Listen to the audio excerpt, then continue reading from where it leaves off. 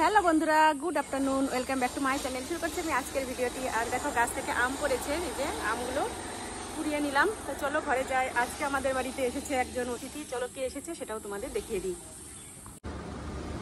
এই যে এসেছে আমার শাশুড়ি মা আজকে আমাদের বাড়িতে। আমার ছেলে নিমন্ত্রণ করেছিল আসার জন্য, তাই এসেছে। এইমাত্রই আসলো, আমাদের দুপুরবেলার খাওয়া দাওয়া হয়ে গেছে, এখন আসলো। তো আমি এখন আবার আমার শাশুড়ি মায়ের জন্য ভাত বসিয়েছি। আর এই যে আমার ছেলে ঘুম থেকে উঠলো এখন, ঠাকুমাই ওকে ডেকে তুললো ঘুম থেকে। তো চলো কি রান্না করছি সেটা তোমাদের একটু দেখিয়ে দিই। এই যে এখানে বাটিতে করে ভাত বসিয়েছি, কারণ সকালবেলা তো রান্না করেছিলাম, সেই ভাত সব খাওয়া হয়ে গেছে। এই যে বাটিতে বসিয়েছি, একার জন্যই বসিয়েছি ভাত। আর এদিকে করে নিচ্ছি আলু ভাজা। এখানে পেঁয়াজ আর আলু দিয়ে ভাজা করছি একসাথে। আর সকালবেলা তো মাংস রান্না করেছিলাম, সেটা রয়েছে। আর আমের চাটনি করেছিলাম, এই দিয়েই এখন দেবো খেতে। আর এখানে টমেটো আর হচ্ছে শসা স্যালাড কেটে নিয়েছি। তা চলো আমি এখন ভাতের মারটা একটু গেলে নিয়ে তারপরে ভাত বাড়বো। বিড়ালটা খুব জ্বালায়, একদম পায়ে পায়ে সব সময়।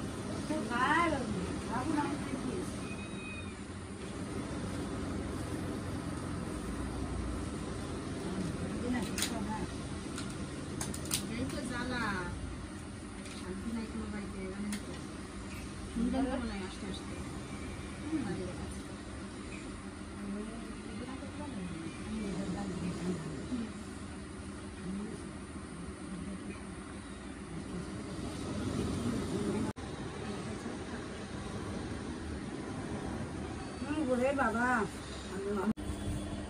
গরম পড়ছে আজকে, বাবু কি বলে খাইয়ে নেবে। বেশি দিন রাখতে কিন্তু আবার না পাইতে নষ্ট হয়ে যাওয়ার ইয়ে করতে পড়ে তো।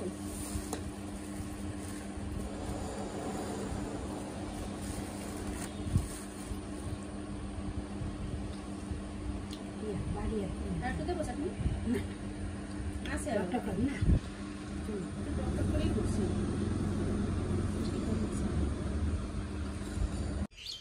রাত্রে হয়েছে মুষলধারায় বৃষ্টি। রাত্রে তো তোমাদের কিছুই দেখাতে পারিনি, মানে এত পরিমাণে বৃষ্টি হয়েছে যে ঘরের দরজা খোলার মতন কোনো পরিস্থিতি ছিল না।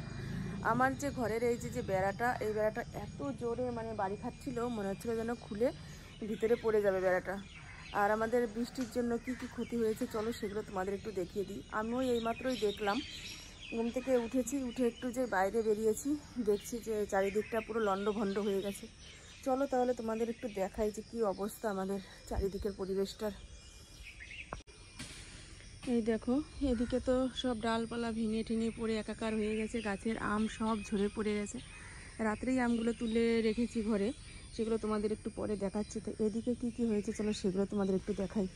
এই যে নারকেল গাছের ডালগুলো তো পড়ে গেছে, আর পাতা চারিদিকে ছিটকে মিটকে পড়ে একাকার হয়ে গেছে।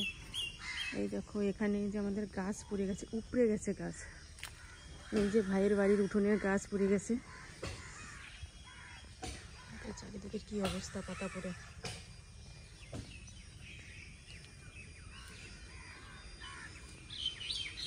যে এখানে গাছ মুচড়িয়ে ভেঙে পড়েছে, দেখো যে এখান থেকে গাছ মুচড়িয়ে ভেঙে পড়েছে, এইভাবে নিচে পড়েছে। আর এইদিকে বাড়ির গাছটা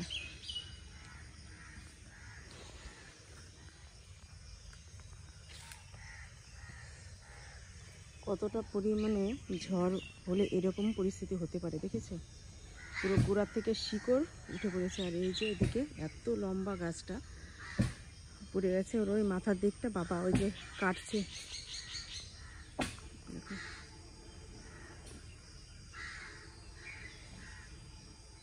আরও অন্যান্য গাছের ডাল ঠাল ভেঙে পড়ে গেছে, দেখো বেল গাছের ডাল ভেঙে পড়ে গেছে এখানে, ওই সাইডে আরও ওইসব গাছের ডাল ভেঙে পড়ে গেছে। পুরো থমথমে হয়ে গেছে পরিবেশ চারিদিকে।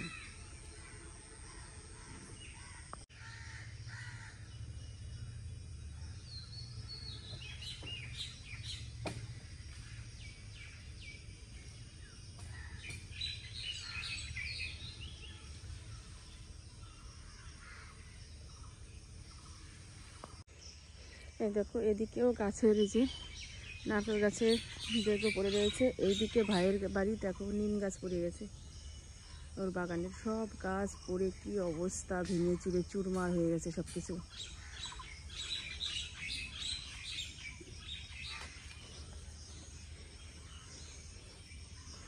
এমন বোবা ঝড় হয়েছে, কোনো আওয়াজ নেই, কোনো কিছু না। এটাও পড়ে গেছে, গাছ গোড়া থেকে উঠে গেছে। এই গাছটাও, ওই যে এত বড় নিম গাছ একদম গোড়া থেকে উঠে গেছে।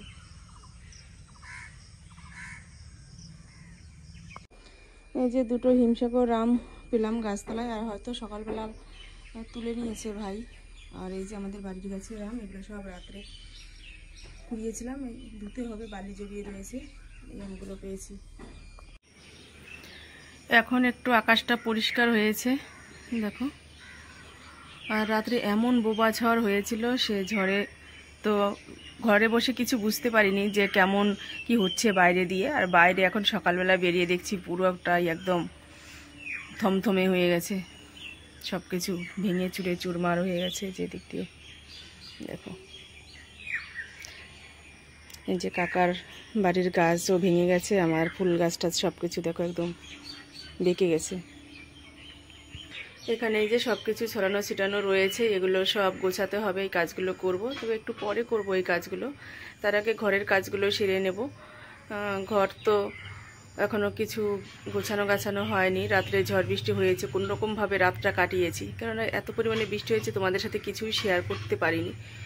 এত দমকা হাওয়া, এত বৃষ্টি, এত ঝড় হয়েছে, বাইরে সেভাবে বেরোতে পারিনি বলে তোমাদের সাথে সেটা শেয়ার করতে পারিনি। তো চলো এখন ঘরঠর সব কিছু ঝাড় দেবো। আর কারেন্ট নেই কালকে রাত্রে থেকে, আজকে কারেন্ট আসবে কি আসবে না সেটা বলতে পারবো না, কি পরিস্থিতি হয়ে রয়েছে। হয়তো কোথাও যদি তার ছিঁড়ে যায় তাহলে তো আর কারেন্ট আসবে না, সেটা ঠিক করবে তারপরে। তো চলো অন্ধকারের মধ্যে যেটুকু পারি সেটুকুই তোমাদের সাথে শেয়ার করব।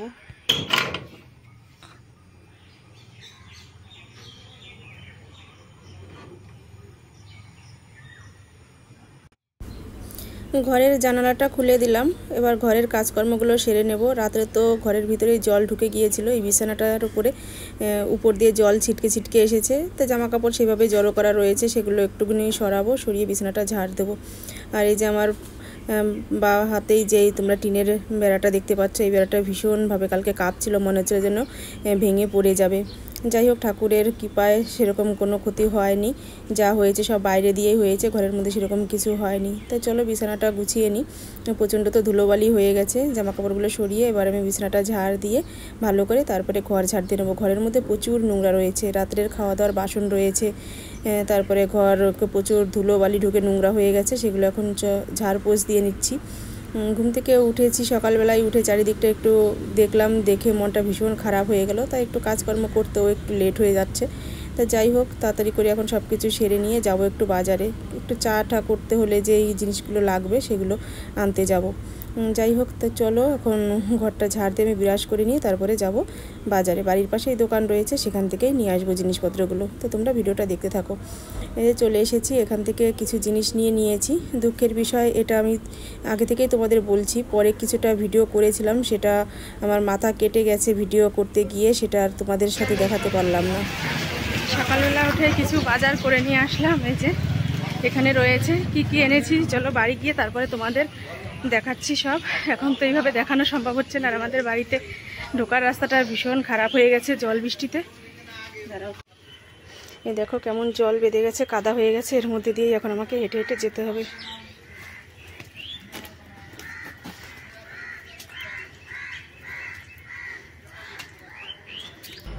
কফি বানিয়ে নিলাম, আমার জন্য নিয়ে আসলাম, আর বাবার জন্য রেখে দিয়েছি। বাবা আসবে বাড়িতে, তারপর বাবাকে দেবো খেতে।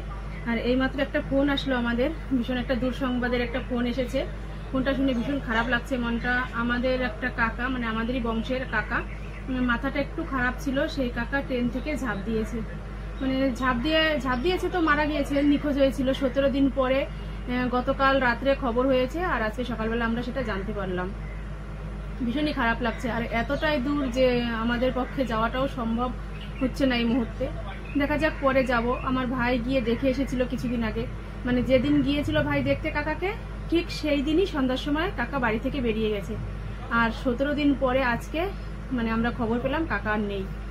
কি করা যাবে বলো, মানে মাথা খারাপ হলে যেটা হয়। তো দাদারা অনেক খোঁজ খবর করেছে কিন্তু কোনোভাবেই খুঁজে পায়নি। এতগুলো দিন পরে আজকে খোঁজ পেয়েছে, এখনো বডি হাতে পায়নি। ফোন করেছিল, জানলাম যে যাবে, গিয়ে দেখা যাক যেভাবেই হোক বডি যদি পাওয়া যায় তো ভালো, উদ্ধার করে বাড়ি নিয়ে আসবে। তো চলো, ভিডিওটা আর করার মতন সেরকম মানসিকতা এই মুহূর্তে এখন নেই। তো চাটা খেয়ে এখন কি করব বুঝতে পারছি না। তো চলো, আজকের মতো এই পর্যন্তই রাখছি। তোমরা ভালো থেকো, সুস্থ থেকো, টাটা।